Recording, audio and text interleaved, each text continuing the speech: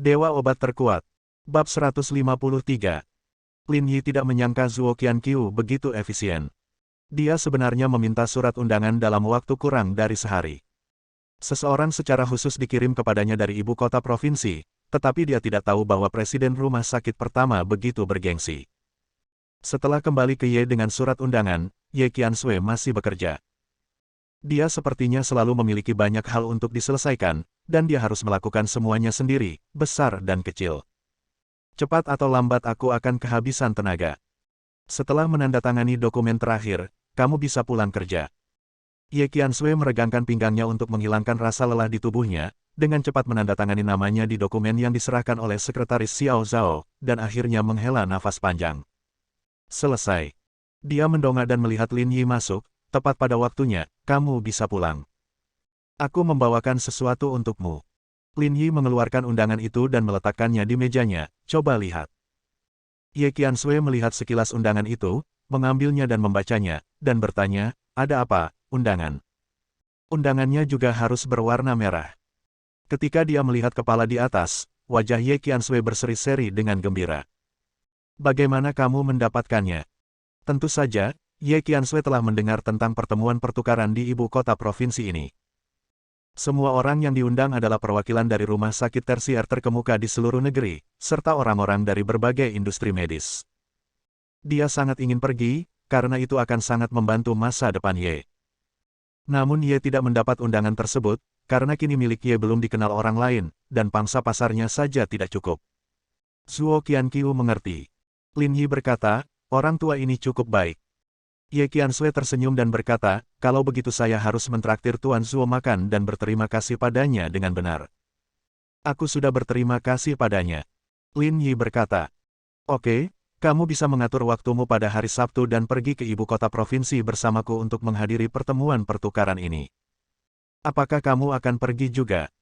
Ye Qiansui sedikit terkejut. Dia tahu bahwa Lin Yi tidak menyukai tempat keramaian, apalagi pertemuan pertukaran seperti itu. Terlebih lagi, apa yang akan dilakukan Lin Yi pada pertemuan pertukaran industri semacam ini? Saya adalah perwakilan dari rumah sakit pertama. Lin Yi tidak menyembunyikan apapun. Mendengar ini, Ye Qiansui tertegun sejenak, mengira Lin Yi sedang bercanda. Dia hampir lupa bahwa Lin Yi adalah asisten Zhuo Qianqiu, dan perwakilannya pasti Zhuo Qianqiu, jadi Lin Yi harus pergi. Baiklah, ayo kita pergi bersama.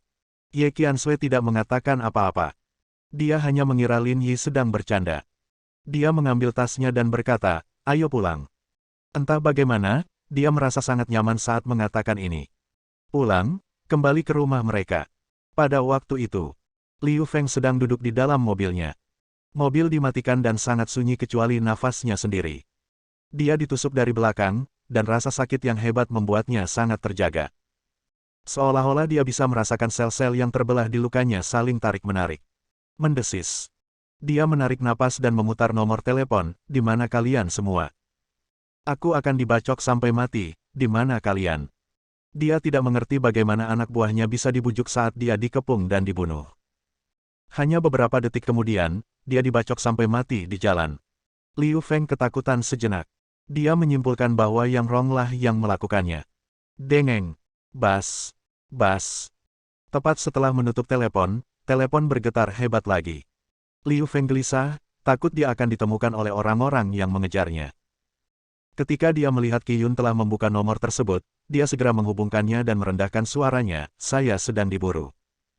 Liu Feng tidak menyangka kata-kata yang sama datang dari ujung telepon yang lain. Dua orang berbicara serempak. Qi Yun juga tercengang, apakah kamu juga diburu? Hampir mati. Suara Liu Feng masih bergetar, pasti Yang Rong yang melakukannya. Dia tidak sabar untuk membunuh kita berdua sekarang. Selain Yang Rong, siapa lagi yang bisa melakukannya? Yang Rong ingin membersihkan lingkaran bawah tanah Tianhai, dan sekarang hanya mereka berdua yang tersisa. Apa yang harus saya lakukan sekarang? Orang-orang saya telah tiba dan mereka tidak bisa mati untuk saat ini, tetapi jika ini terus berlanjut, cepat atau lambat mereka akan mati. Qi Yun sangat marah. Kali ini, hanya orang biasa yang mengambil tindakan. Jika kali berikutnya Lin Yi, mereka tidak akan bisa lolos dari kematian bahkan jika mereka memiliki sayap. Liu Feng terdiam beberapa saat, dan satu-satunya suara yang tersisa di kereta hanyalah nafas berat. Tidak ada solusi lagi. Dia mengertakkan gigi dan berkata, temukan Nan Sanshi, aku tidak tahan lagi. Bahkan jika aku mati, aku akan mati bersama Yang Rong. Sial, itu keterlaluan. Liu Feng meraung dengan marah, hal terburuk yang bisa terjadi adalah kematian. Jika kamu bisa menurunkan Yang Rong, maka itu akan sia-sia. Keduanya setuju dan menuju hotel tempat Nan Sanshi menginap malam itu.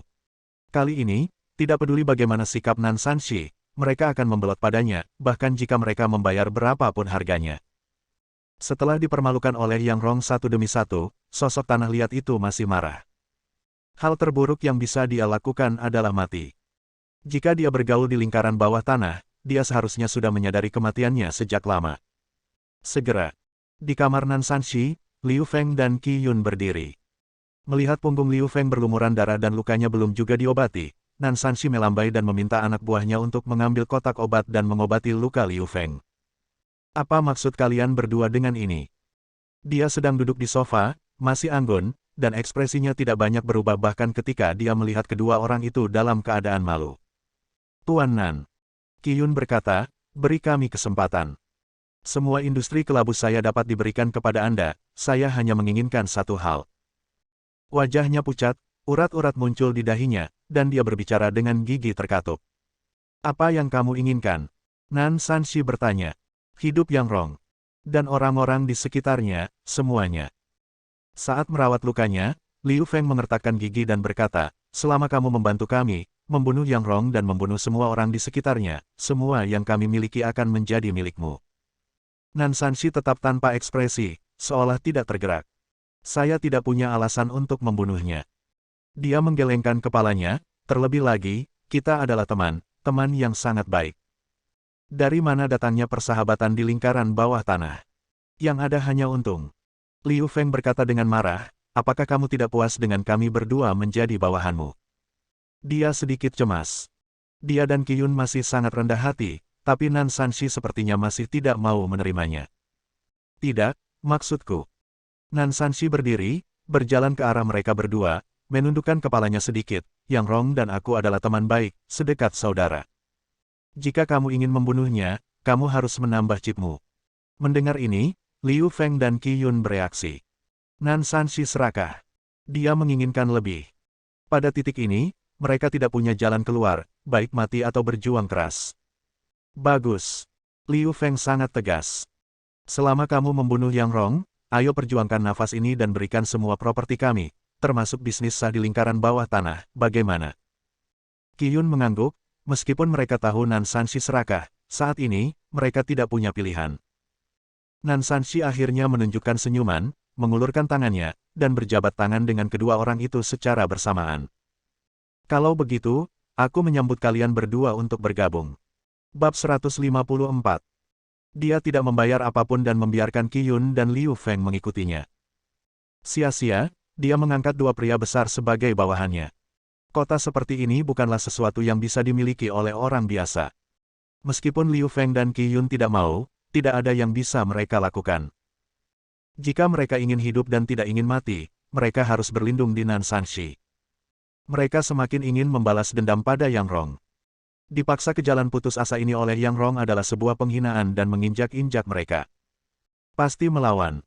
Selama kamu melakukan apa yang kamu janjikan, kami bisa memberikan segalanya.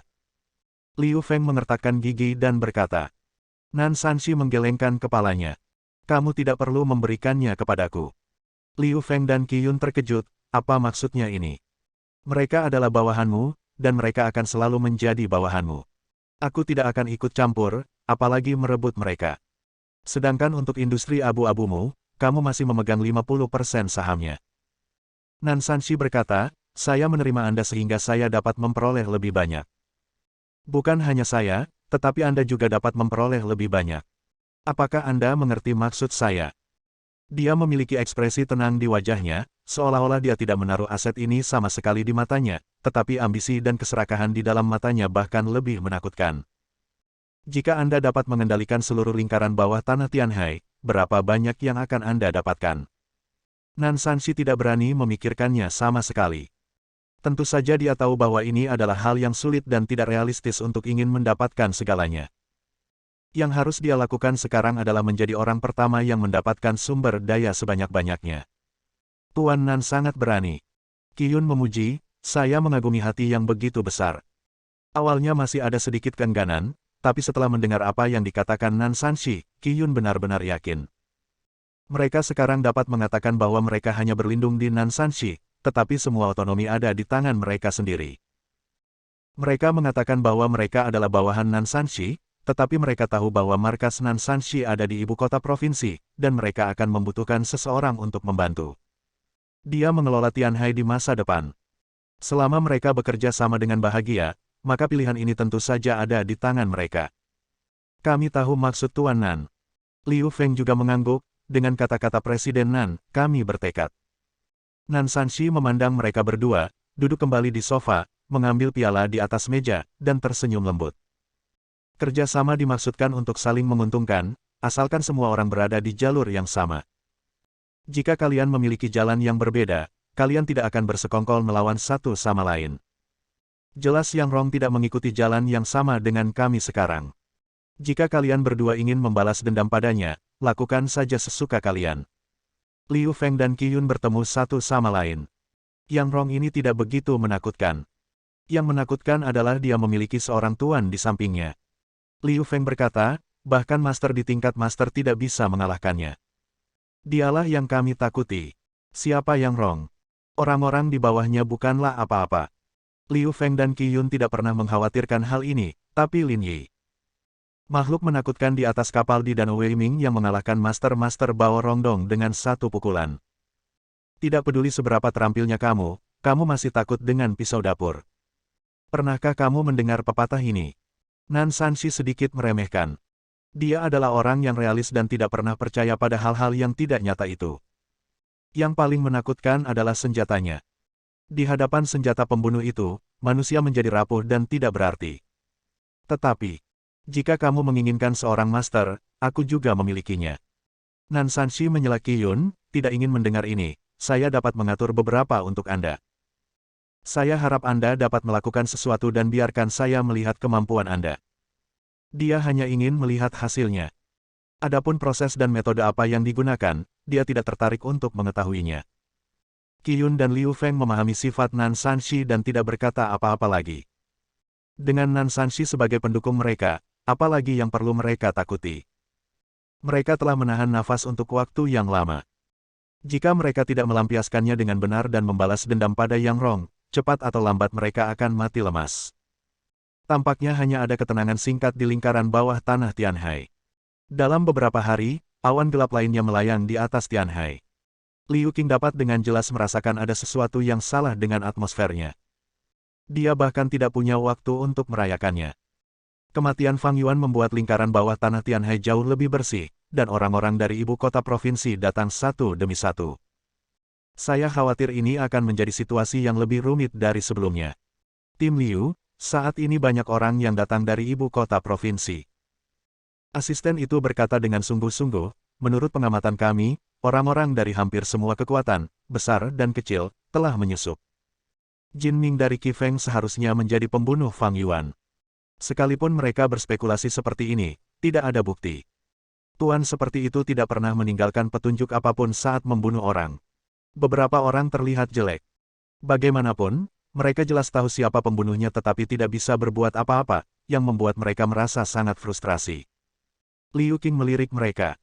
Operasi Guntur tidak hanya akan menghilangkan kotoran di lingkaran bawah tanah Tianhai, kita juga perlu membersihkan sampah di ibu kota provinsi. Tetapi Kapten Liu, kami tidak memiliki wewenang atas ibu kota provinsi. Bawahan itu tidak bisa menahan diri untuk tidak berkata. Toh mereka bukan dari ibu kota provinsi. Dari segi level, mereka masih lebih rendah dari ibu kota provinsi. Bagaimana mereka bisa berbuat lebih dari itu, padahal tindakan itu perintah dari atas.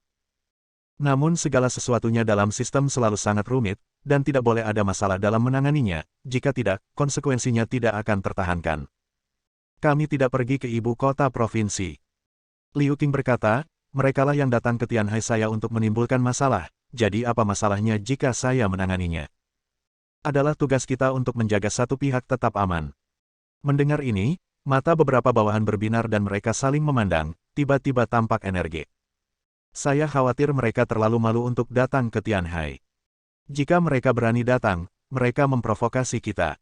Karena ini provokasi, kita harus merespons. Meskipun Liu Qing adalah seorang wanita, darah yang sama seperti Liu Yunlong mengalir di tulangnya. Apa yang dia takuti? Jika orang lain tidak tahu, tidak bisakah dia menebak apa yang ingin dilakukan Lin Yi di balik layar? Dia bahkan tidak perlu khawatir tentang keuntungan apa yang dapat diambil oleh orang-orang dari ibu kota provinsi ketika mereka datang ke Tianhai. Dengan Lin Yi di sini, bahkan Raja Surga bahkan tidak dapat berpikir untuk membuat gelombang di Tianhai. Ya, semua orang berteriak serempak. Liu Qing tidak ingin berkata apa-apa lagi. Kerahkan pertahanan dan pantau sepenuhnya setiap orang yang datang ke ibu kota provinsi. Saya berharap dapat mengontrol setiap gerakan mereka. Ya. Ngomong-ngomong, Kapten Liu, kami telah memantau orang-orang di ibu kota provinsi, dan kami baru saja mendapat kabar bahwa anggota keluarga Fang telah kembali. Mendengar ini, jantung Liu Qing berdetak kencang. Apakah keluarga Fang kembali? Matanya menyipit. Yang dia bicarakan tentu saja adalah dua putra Fang Yuan, Fang Long dan Fang Hu. Ketika Fang Yuan tinggal di Tianhai, dia mengatur agar kedua putranya keluar dan menjelajahi jalan yang lebih luas.